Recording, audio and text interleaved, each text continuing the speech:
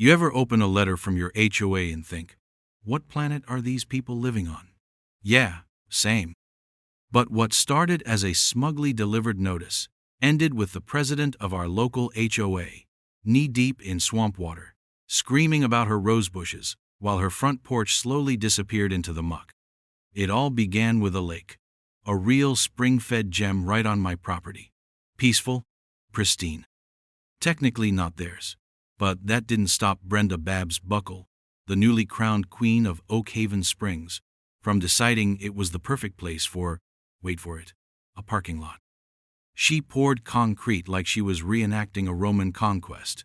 Then nature did what nature does when you mess with things you don't understand. It fought back. Now, instead of guest parking, Oak Haven has a thriving ecosystem of mud, mildew, and mosquito larvae. And me? I've got popcorn.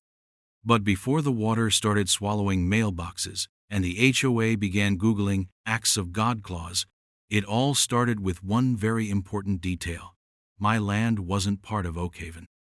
A fact they ignored, right up until the lake pushed back. I'm Arthur Jenkins, and this is the story of how a concrete parking lot led to the great swampening of Oak Haven Springs. Babs was a woman sculpted from ambition and hairspray, usually clad in power suits, a size too small, and navigating the world in a gas-guzzling white SUV that seemed to sneer at Priuses.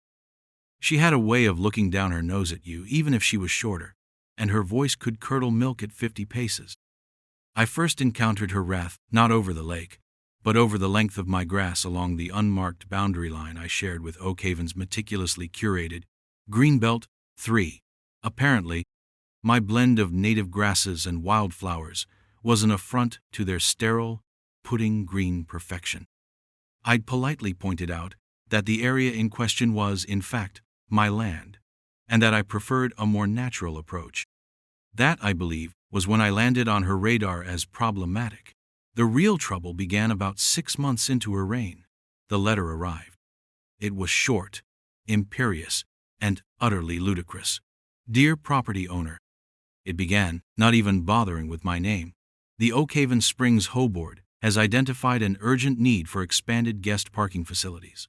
After careful consideration of all available options, the undeveloped parcel, adjacent to Greenbelt 3, currently occupied by a stagnant water feature, has been selected for this vital community improvement project.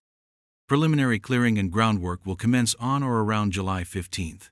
My blood ran cold. Stagnant water feature? Willow Lake? My lake? I grabbed my deeds, my survey maps, documents I knew almost by heart from my career as a hydrological engineer before I retired. The lake was squarely, unequivocally, within my property lines. I marched over to the Oak Haven Community Clubhouse the next day, a faux Tudor monstrosity that perfectly encapsulated their manufactured charm. Babs was holding court in the meeting room, surrounded by a few other board members who looked like nervous squirrels. Mrs. Buckle, I began, trying to keep my voice even. There seems to be a grave misunderstanding regarding your letter about a parking lot. I laid out my survey map. This stagnant water feature you refer to is Willow Lake. It is on my private property. Babs peered at the map as if it were written in hieroglyphics, then gave a dismissive little sniff. Mr. Jenkins, isn't it? We are aware that you believe the lake is yours. However, community needs must take precedence. That unsightly pond is an eyesore and a mosquito breeding ground. A parking lot will be a vast improvement and benefit everyone. I was stunned by the audacity. It's not a matter of belief, Mrs. Buckle. It's a matter of legal fact, as this deed and survey clearly show. Furthermore, that unsightly pond is a critical part of the local watershed. It helps manage runoff from Minnow Creek. If you fill it in, especially with something impermeable like concrete, you risk significant flooding in Oak Haven, particularly on the lower-lying cul-de-sacs on Poplar and Elm Streets. I pointed to the topographical lines on my map. Water needs somewhere to go. Her eyes glazed over at the mention of topography. One of the squirrels, a nervous man named Gary, piped up, "But we have a contractor, and they said it's fine. They said they can just, grade it properly." I looked at Gary. "With all due respect, Gary, Grading it properly doesn't make water disappear, especially when you're paving over its natural drainage basin. Minnow Creek has overflowed into that lake bed for as long as records exist. You remove that, and the creek will find a new path. And given your development's proximity and elevation, that new path will likely be through your living rooms. Babs waved a beringed hand dismissively. Really, Mr. Jenkins, such dramatics. We have experts. We have plans. The parking lot is happening. Perhaps you'd like to discuss a modest sum for the, aesthetic impact on your view? She actually winked. The sheer, unadulterated arrogance was breathtaking. This wasn't a negotiation. It was a declaration of war. My serene retirement was about to be shattered by a concrete-obsessed megalomaniac and her legion of clueless sycophants. Little did she know, my entire professional life had been about understanding water, its power, its determination. And I was just as determined to protect my land and, ironically, to protect them from their own spectacular stupidity. The battle for Willow Lake had begun. I spent the next few weeks turning my quiet study into a war room, fueled by lukewarm coffee and righteous indignation. It was clear that polite conversation and factual presentations were not going to penetrate the impenetrable wall of Babs Buckle's ego. She saw Willow Lake not as an ecological asset or private property, but as a blank canvas for her grand vision of more parking. The absurdity of it would have been comical if the stakes weren't so high. My first step was to refamiliarize myself with every single ordinance, bylaw, and environmental regulation pertaining to water bodies, land use, and construction in our county and state. Decades of experience as a hydrological engineer had taught me that the devil, and often salvation, lay in the details of these seemingly dry documents. I cross-referenced my original deeds and surveys with historical county records, floodplain maps going back to the early 1900s, and even aerial photographs from various decades. The evidence was overwhelming. Willow Lake wasn't just a charming feature on my property. It was a historically recognized overflow plain for Minnow Creek, a designated minor waterway by the State Department of Environmental Quality. This wasn't just about my property rights anymore. It was about established environmental law. Armed with this growing arsenal of facts, I drafted a formal, meticulously detailed letter. I attached copies of the relevant deed sections, survey maps clearly marking my property boundaries, historical flood data for Minnow Creek, and excerpts from the state environmental codes concerning interference with natural waterways and protected wetlands. I explained, in calm, unequivocal language, the precise hydrological function of Willow Lake and the inevitable consequences of filling it. I detailed how the natural springs fed it, how Minnow Creek utilized it during peak flow periods, and how paving it over would almost certainly lead to significant localized flooding in the Oak Haven Springs development itself, particularly along the lower-lying streets. I sent this comprehensive package via certified mail, return receipt requested, to Babs Buckle personally and to each member of the Oak Haven HOA board. I even sent a courtesy copy to the Oak Haven Management Company, hoping a professional entity might inject some sanity. I wasn't just warning them. I was creating an undeniable paper trail. The response, when it came, was not a thoughtful reconsideration but a terse, dismissive note from Babs. Mr. Jenkins, it read, we acknowledge receipt of your voluminous correspondence. The board has consulted with our own legal counsel and our designated contractor, Pave Right Solutions, and we are confident in our project plans. Your concerns, while noted, are considered unfounded and obstructionist. The parking expansion will proceed as scheduled. We trust this clarifies the matter. Pave Right Solutions. I snorted. Sounded like a company that would pave your grandmother if she stood still too long. Their legal counsel was probably Babs's brother-in-law who did traffic tickets. My next step was the Oak Haven HOA monthly meeting. Public comment period. I signed up. When my turn came, I approached the microphone, armed with a summarized version of my findings and large visual aids, a current topographical map showing my property and the lake, and a projected flood inundation map I'd created based on historical high water marks for Minnow Creek, showing precisely which parts of Oakhaven would be swimming if Willow Lake was gone. "Good evening," I began, addressing the room of about 30 Oakhaven residents. Babs, seated at the head table, gave me a look that could freeze boiling water. "I am Arthur Jenkins, your neighbor to the west. I'm here tonight to reiterate, in the strongest possible terms, the severe risks associated with the HOA board's plan to fill in Willow Lake on my private property to build a parking lot." A murmur went through the crowd. Some looked curious, others annoyed at the disruption. I presented my case clearly, factually, pointing to the maps. "This isn't just about my land. This is about your homes. Willow Lake isn't a decorative pond. It's a safety valve. Minnow Creek needs that space during heavy rains and spring thaws. If you take it away, that water will seek the next lowest point. And, as you can see from this inundation projection," I tapped the map showing water creeping up Elm, Poplar, and even part of Cherry Lane. "that will be many of your properties." Babs finally cut in, her voice dripping with condescension. "Mr. Jenkins, we've been over this. Your projections are amateur scaremongering. Pave Right Solutions are professionals. They have assured us there will be no issues. This is progress, something you seem to be against. Are there any other questions not related to this settled matter?" She tried to move on, but a woman in the third row, a Mrs. Henderson, whose backyard I knew bordered the lower part of the greenbelt near Minnow Creek, raised a hesitant hand. "Brenda, with all due respect," she said, her voice trembling slightly, "my late husband used to talk about how high Minnow Creek would get some years. Are we absolutely sure Mr. Jenkins is wrong? My basement gets damp as it is."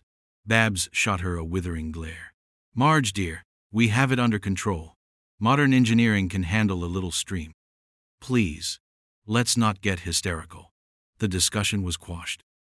After the meeting, however, a few residents approached me quietly, including Marge Henderson. "Thank you for speaking up, Mr. Jenkins," she whispered. "Some of us are worried, but Babs, well, she doesn't like to be questioned." Another man, who lived on Poplar Street, shook my head. "She's going to bankrupt us with her vanity projects. And now this. Filling a lake? It sounds crazy." These small whispers of support were heartening but ultimately powerless against Babs's autocratic grip on the board. My official warnings, my public pleas, my irrefutable data, all were swept aside. She had the votes on the board, cowed into submission or equally deluded. I even tried contacting County Planning and Zoning and the State Department of Environmental Quality. The county initially said it sounded like a civil dispute over property lines, though they took note of the potential drainage issues. The DEQ was more interested, but their processes were slow, mired in bureaucracy. They promised to look into it, which I knew could take months, likely long after the concrete had cured. As the scheduled start date for the groundwork approached, I knew I had one last, desperate line of defense: physical presence and unwavering documentation. The calm before the storm was palpable, and it had nothing to do with the weather, at least not yet. The date Babs had circled in her undoubtedly pristine, oversized planner, July 15th, dawned clear and hot. I was up before sunrise, coffee in hand, watching from my porch. Willow Lake lay serene in the morning mist, oblivious to its impending doom. It was the kind of stillness that aches when you know what's coming. Around 7:30 a.m., the first rumble. Not thunder, but the diesel growl of heavy machinery. A flatbed truck carrying a rusty-looking bulldozer lumbered down the access road Oakhaven used for their Greenbelt 3 maintenance, stopping just short of my property line. Then came another, this one with an excavator. And finally, driven by a man who looked like he wrestled bears for a hobby, the vanguard of Pave Right Solutions themselves, in a mud-splattered pickup. I walked calmly to the edge of my property, my digital camera with its freshly charged battery and massive memory card in my hand. I also had my phone, ready to record video, and a copy of my deed and survey plot tucked into my back pocket. Babs Buckle's gleaming white SUV pulled up moments later.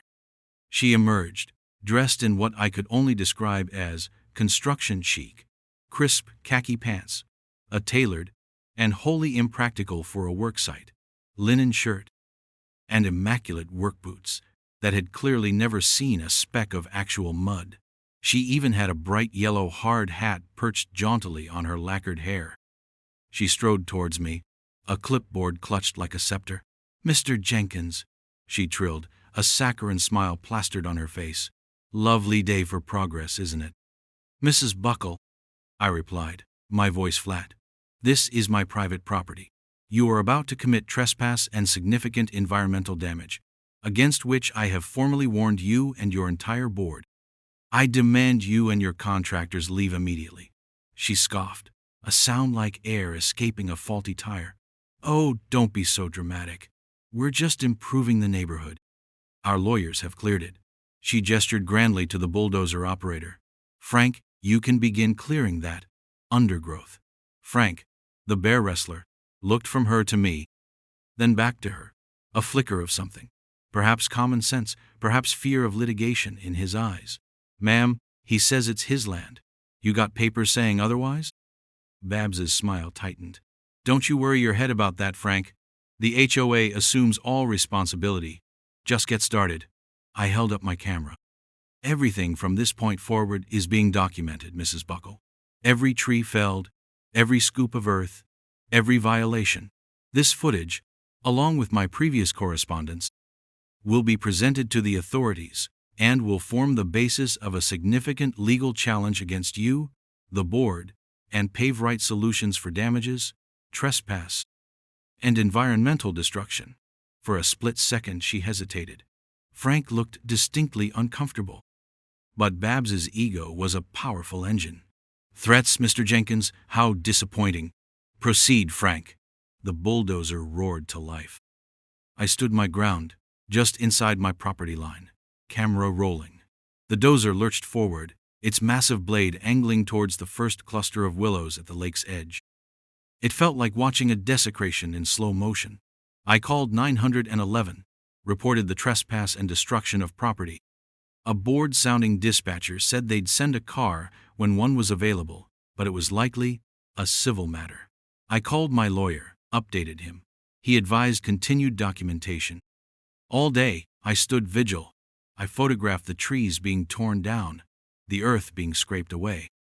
I videotaped the excavator scooping mud and reeds from the shallower parts of the lake, piling them up in ugly heaps. Babs mostly stayed in her air-conditioned SUV, emerging occasionally to issue orders or glare at me. A few Oakhaven residents, drawn by the commotion, watched from a distance, their faces a mixture of curiosity and concern. Marge Henderson looked heartbroken.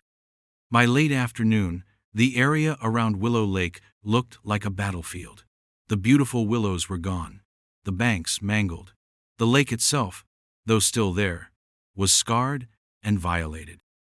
The next day, the dump trucks started arriving, endless convoys of them, filled with coarse gravel and construction debris. They began systematically filling the shallower edges of Willow Lake. Each load felt like a punch to the gut. I kept filming, photographing, meticulously logging every truck, every action. I contacted the DEQ again, sending them a new batch of photos and videos. This time, there was a slight increase in urgency in their voice. "We're escalating this." A junior staffer told me, "This looks problematic, but escalating in government time is glacial." For 2 relentless weeks, the trucks came and went. The perimeter of Willow Lake shrank daily. The water, displaced, became muddier, more choked. And then, the concrete trucks arrived. That was the true beginning of the end for the lake. Pouring section by section, Pave Right Solutions began to lay the foundation for their glorious parking lot. Babs was often present for these concrete pours, beaming as the gray sludge filled what remained of my beautiful lake. She even held a small, ludicrous, groundbreaking ceremony for a few fawning board members and a bewildered local news blogger she'd managed to entice, posing with a silver-painted shovel in front of a cement mixer. The caption under the photo on the Oakhaven community website read, "President Buckle spearheads vital community enhancement project." The irony was a bitter pill. By the end of August, Willow Lake was no more.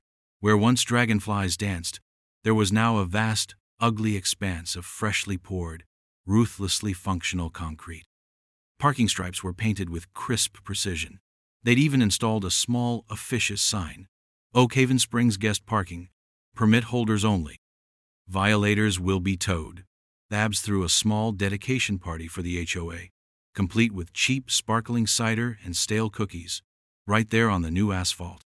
She gave a speech about vision and overcoming obstacles, subtly glaring in my direction.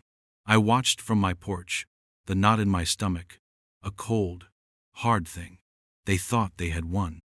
They thought they had paved over the problem, silenced the dissent, and created their monument to convenience. They had forgotten one crucial thing. They had forgotten about the water. And water, as I knew better than most, always finds a way. And it always, always remembers. The late summer settled into early autumn with an unusual dry spell. The Minnow Creek, which ran alongside the far edge of what was once Willow Lake and now bordered the new, gleaming Oak Haven Springs guest parking lot, dwindled to a relative trickle. Babs Buckle and her board preened. Their concrete masterpiece sat there, baking in the sun, largely empty most days, a testament to their alleged foresight. I heard snippets of her boasting at the Oak Haven coffee mornings about how smoothly the project had gone, despite certain local difficulties, by which she clearly meant me.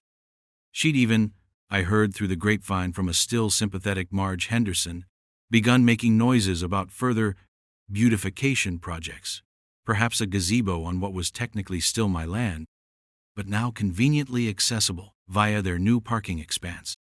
My lawyer and I were preparing our lawsuit, a multi-pronged attack focusing on trespass, destruction of private property, violation of water rights, and demonstrable environmental damage. The DEQ, finally spurred into more than just note-taking by the sheer brazenness of the concrete pour over a documented wetland area, had initiated their own formal investigation, sending Babs a series of increasingly sternly worded letters demanding explanations and remediation plans. She'd apparently dismissed these as bureaucratic meddling. They're just trying to justify their salaries. She'd reportedly scoffed to her board. We have permits. Well, Paveright handled all that. It was clear she believed her own hype, that rules were for little people, and that concrete could solve any problem.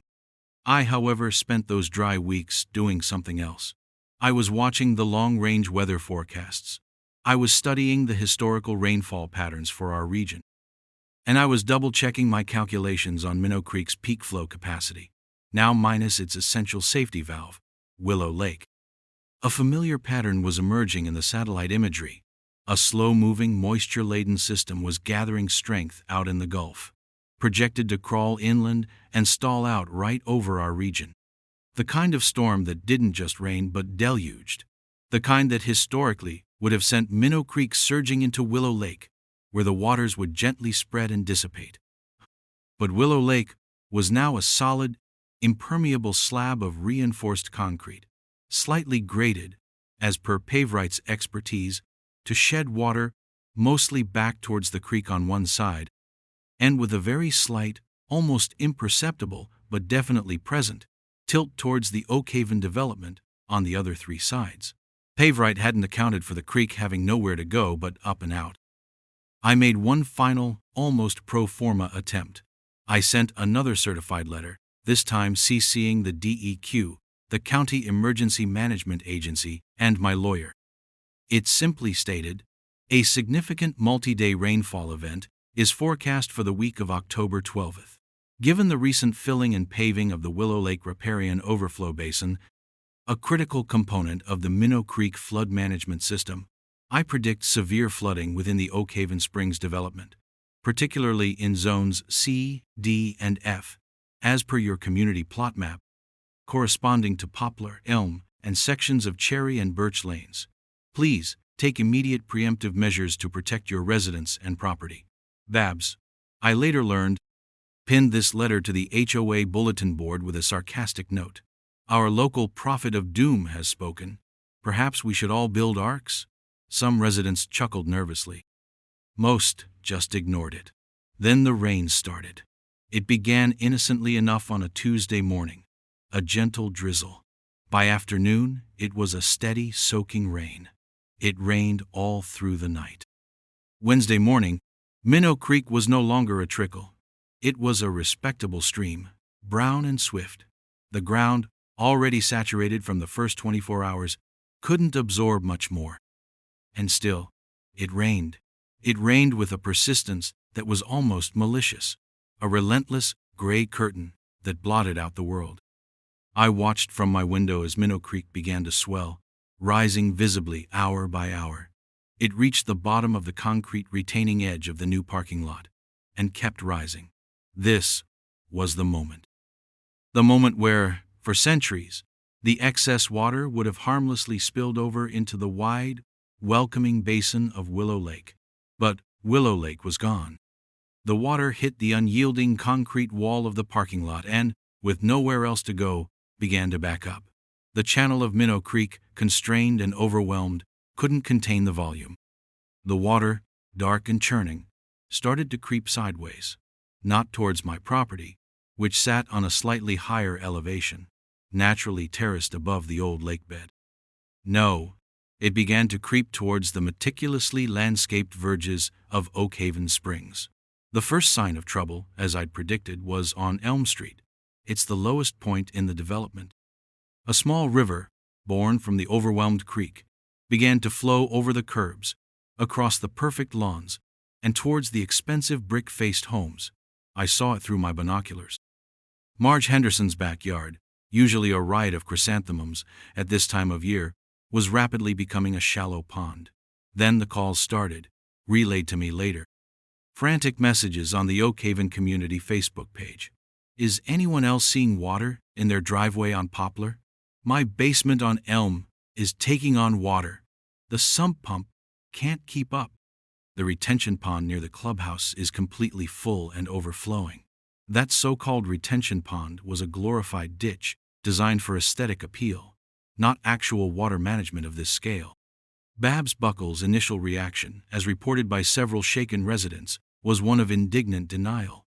It's just a bit of heavy rain. The city storm drains must be clogged, she announced on a hastily convened conference call with the board. Someone call Public Works.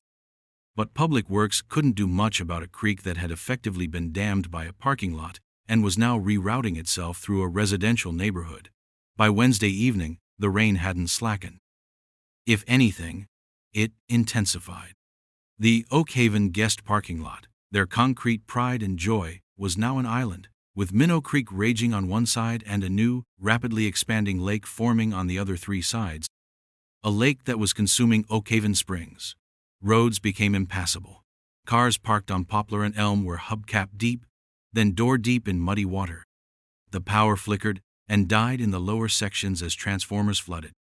Residents, panicked and furious, were trying to move valuables, sandbag doorways, with bags they didn't have and sand they couldn't get to, or simply staring in disbelief as their idyllic suburban dream turned into a waterlogged nightmare. I saw Babs Buckles' white SUV, usually parked so arrogantly in her designated president's spot at the clubhouse, attempting to navigate a flooded section of Cherry Lane. It stalled, water halfway up its gleaming doors. She had to be helped out by a couple of teenage boys and waiters who, ironically, looked like they were having the time of their lives navigating the new Oakhaven Water Park. The water from Minnow Creek, denied its natural outlet, had found plenty of new ones, and every single one of them ran downhill, directly into the heart of Oakhaven Springs. The pristine, orderly, rigidly controlled world Babs had sought to perfect was, quite literally, dissolving into chaos. My prophecy of doom hadn't just come true. It was exceeding my wildest and grimmest expectations. The irony wasn't lost on me that the very progress she'd championed had paved the way for this disaster. The rain finally stopped sometime before dawn on Thursday, but the damage was done. As the gray morning light struggled to penetrate the thick clouds, it revealed a scene of utter devastation in Oakhaven Springs. It wasn't just flooded anymore. It was a swamp. Vast swathes of the meticulously manicured development, were submerged under a silty, debris-strewn expanse of murky brown water. Lawns had become mudflats. Flower beds were obliterated. The lower levels of dozens of homes on Elm, Poplar, Birch, and Cherry Lanes were inundated. The much-vaunted guest parking lot, their concrete altar to convenience, was still an island, though the waters had begun to recede slightly, leaving behind a thick coating of muck and creek refuse. It looked like a forgotten relic in a newly formed, very unwanted wetland. The air hung heavy with the smell of damp earth, wet drywall, and despair. The full extent of Babs Buckle's folly was laid bare for all to see. And the residents of Oak Haven Springs, who had either passively allowed or actively supported her agenda, were now quite literally knee-deep in the consequences. My phone began ringing early. First, it was a reporter from the county newspaper who'd gotten wind of the massive flooding in Oak Haven and had somehow heard about my previous warnings. Then came a call from a very concerned-sounding official at the County Emergency Management Agency, asking if I had any insights into the unprecedented hydrological event. Finally, a senior investigator from the State Department of Environmental Quality. "Mr. Jenkins," he said, his voice grim, "we have your file, your photographs, your letters. Given what's transpired, we are treating this with the utmost urgency. Would you be available to meet with our rapid assessment team on site?" Would I? I'd been waiting for this call for months. Later that morning, a convoy of official vehicles, lights flashing, navigated the still sodden streets of Oak Haven. I met them at the edge of the disaster zone. And there, amidst the muck and the misery, I presented my case, not with anger, but with cold, hard facts. I had my original surveys, the historical floodplain maps, copies of every letter I'd sent, the photographs and videos of Willow Lake's destruction, the concrete pour, and then the inevitable result. The smoking gun wasn't just one thing. It was the entire meticulously documented chain of events, from Babs's initial arrogant dismissal to the undeniable swamp now surrounding us. When I laid out my topographical map showing the original contours of Willow Lake, and then overlaid my projected inundation map, now horrifyingly mirrored by the reality around them, one of the DEQ engineers just shook his head slowly. "They essentially built a dam," he muttered, "and put their houses on the wrong side of it." The Oak Haven residents, those who hadn't evacuated, gathered in stunned, angry groups. Babs Buckle was nowhere to be seen initially. Rumor had it she was indisposed, or perhaps strategizing a PR response. But eventually, she was forced to emerge, her usual power suit replaced by ill-fitting rain gear, her hair deflated, her face a mask of shock and disbelief that was rapidly curdling into defensive fury. This was an act of God. She blustered to anyone who would listen, particularly the gathering news crews. An unforeseeable weather event. The city's infrastructure failed. That's when Marge Henderson, her small frame trembling but her voice surprisingly strong, stepped forward. "No, Brenda, it wasn't unforeseeable," she declared, waving a damp, mud-stained copy of my final warning letter, which she'd apparently rescued from the community bulletin board. "Mr. Jenkins warned us. He told us exactly what would happen if you filled that lake. You called him a prophet of doom. Well, his prophecy came true, didn't it?" Several other residents, emboldened, chimed in, recounting my presentation at the HOA meeting, the warnings they'd dismissed or been too afraid to support. The tide, so to speak, had turned against Babs Buckle with the force of a flash flood. The fallout was swift and severe. The DEQ issued an emergency order, fining the Oak Haven Springs HOA an astronomical sum for illegal wetland destruction, unpermitted construction in a floodplain, and causing a significant environmental hazard. Multiple lawsuits were filed by distraught Oak Haven homeowners against the HOA, Babs Buckle personally, and PaveRight Solutions, whose owner was reportedly trying to declare bankruptcy. PaveRight's professional assessment was revealed to be a 2-page boilerplate document that completely ignored the hydrological significance of Willow Lake and the proximity of Minnow Creek. Babs and the entire existing HOA board were forced to resign in disgrace at an emergency community meeting filled with more yelling than I'd ever heard in one place. A temporary board, composed of shell-shocked but determined residents, including a grateful Marge Henderson, was appointed to deal with the crisis. The cost of the cleanup and repairs to Oakhaven Springs was projected to be in the millions. Insurance companies were already balking, citing negligence and unpermitted alterations to the landscape. The dream of Oakhaven Springs had become a financial quagmire. My own legal case against the now defunct board leadership for the destruction of Willow Lake was settled relatively quickly. They had no defense. The evidence was irrefutable. The settlement included significant damages and, more importantly to me, a court order mandating the complete removal of the offending parking lot and the commencement of a professionally managed restoration of Willow Lake to its original state, all at the expense of the Oakhaven HOA's rapidly dwindling reserve funds and whatever could be clawed back from Babs and Paveright. It was a bitter victory, watching the slow, painstaking process of excavators carefully removing the concrete slabs that had so brutally entombed my lake. But as the gray blight receded and the natural contours of the land began to re-emerge, a sense of hope returned. The springs, once choked, began to trickle anew. The process of restoring a wetland is long and complex, but it had begun. The months that followed were a testament to nature's resilience and, perhaps, a grudging awakening in the Oakhaven community.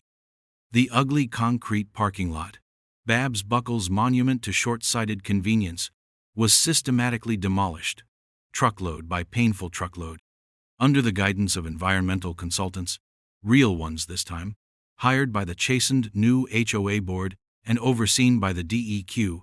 The original basin of Willow Lake was carefully excavated and recontoured. The compacted earth was broken up, and tons of appropriate soil and wetland substrate were brought in. It was a massive undertaking, funded by the hefty fines, the settlement from my lawsuit, and a series of increasingly desperate special assessments levied on the Oakhaven residents. The irony that they were now paying even more to undo the damage caused by their desire for free parking was not lost on anyone. My role shifted from antagonist to reluctant advisor. Some members of the new Oakhaven board, Marge Henderson among them, frequently consulted me about the restoration process, my old hydrological engineering skills suddenly very much in demand. We talked about native planting schemes, water flow management, and creating sustainable habitats. It was a slow, arduous process. The first year, the replanted native grasses and wetland plants looked sparse and vulnerable in the raw earth. But the springs continued to flow, and Minnow Creek, during the next spring's thaw, gently spilled its excess into the welcoming basin, no longer meeting an impenetrable concrete barrier. The water spread out, just as it always had, clear and calm, causing no harm to the still recovering Oakhaven properties downstream.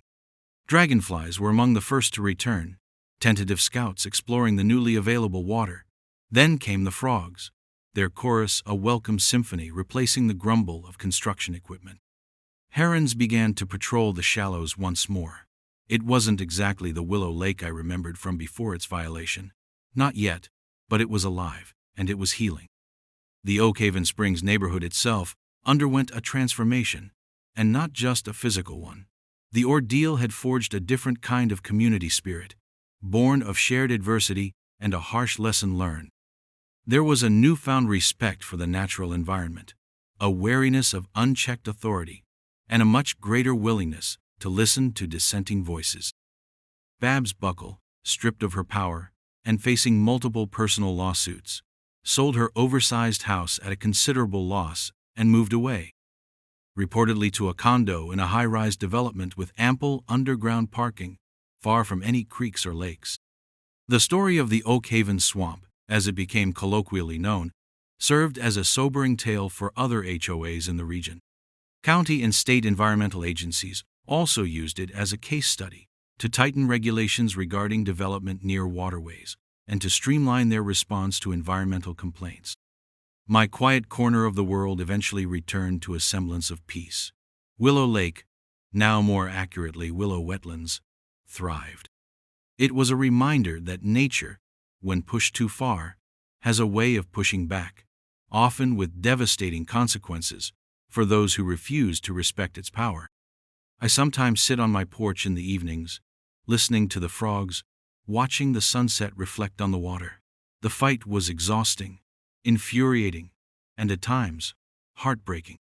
But seeing life return to that patch of land, knowing that a small piece of the natural world had been reclaimed from arrogant ignorance, brought a profound sense of satisfaction. So, if you're dealing with an HOA that thinks it can bend the laws of nature, or even just the laws of common sense, to its will, remember the Oak Haven Swamp. Document everything, understand the facts, and never ever underestimate the relentless power of water or the determination of someone fighting for their home. Thanks for tuning in to my story. Drop a comment if you've had a crazy HOA experience, or just to say hi. Maybe together, we can make sure fewer paradises get paved over. Until next time, stay vigilant.